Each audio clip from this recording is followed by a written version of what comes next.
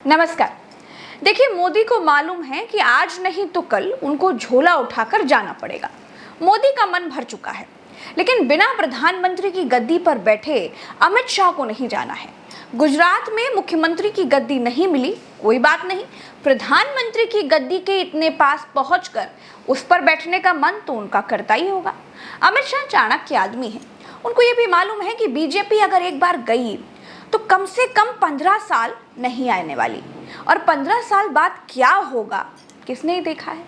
सत्ता में बने रहने की अधीरता मोदी से ज्यादा शाह की है, इसलिए इनको नानी याद आ रही है। अरे राहुल बाबा, आप तो क्या, आपकी नानी भी ऊपर से वापिस आ जाए, इस सीए को नहीं हटा सकते। इसीलिए इनको रमजान, होली, दिवाली वाला वो घिसा पिटा जुमला याद आ रहा है। होली दीपावली के दिन बिजली नहीं आती थी, रमजान में 24 घंटा बिजली आ जाती थी।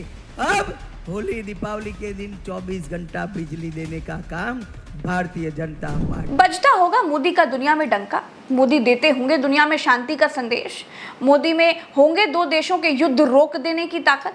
लेकिन भारत में मोदी की हैसियत सिर्फ हिंदू को मुसलमान के खिलाफ भड़काकर लोगों को मूर्ख बनाकर वोट लेने भर की ही है। यहाँ के डंकापति के नाम पर इनको वोट नहीं मिल रहा है, युद्ध स्टॉपर होने के नाते इनको कोई वोट नहीं दे रहा है, क्योंकि भारत के लोगों को सच मालूम चल गया है।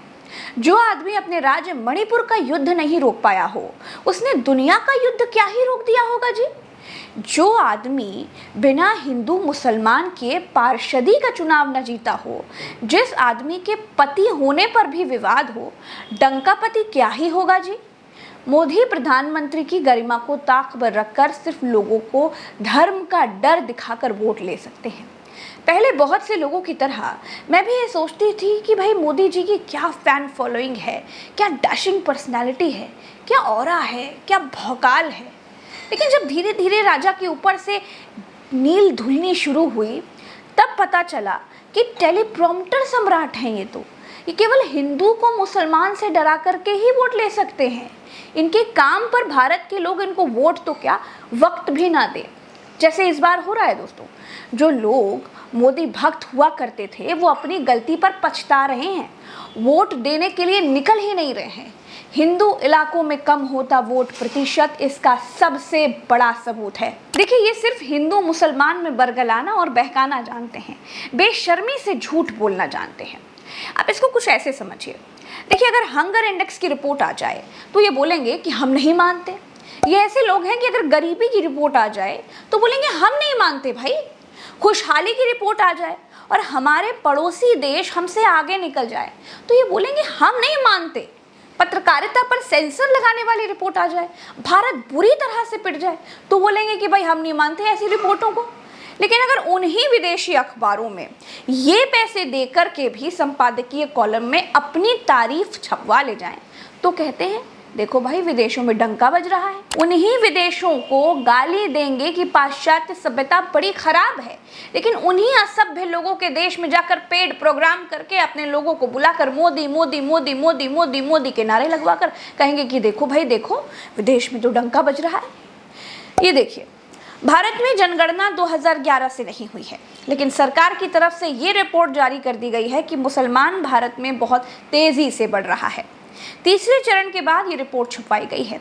बहुत लोग कह रहे हैं कि बिना जनगणना के ये रिपोर्ट आई कैसे, मुसलमान ज़्यादा तेजी से बढ़े हैं, ये बिना जनगणना के पता कैसे चल गया। 10 साल सरकार चलाने के बाद हिंदू मुसलमान गिनवाने की जगह कितनी नालियाँ, कितने गटर बनवाए हैं, अरे यही गिनवा देते। प्रधानमंत्री से नाली, गटर, स्ट्रीट लाइट लगवाने जैसी विकास की तो उम्मीद की जा सकती है ना। लेकिन इनको मालूम है कि हिंदू मुसलमान की नफरत फैलाए बिना काम के नाम पर इनको कुछ भी नहीं मिलने वाला। ये लोग कब किसको डस लेंगे ये किसी को नहीं मालूम है।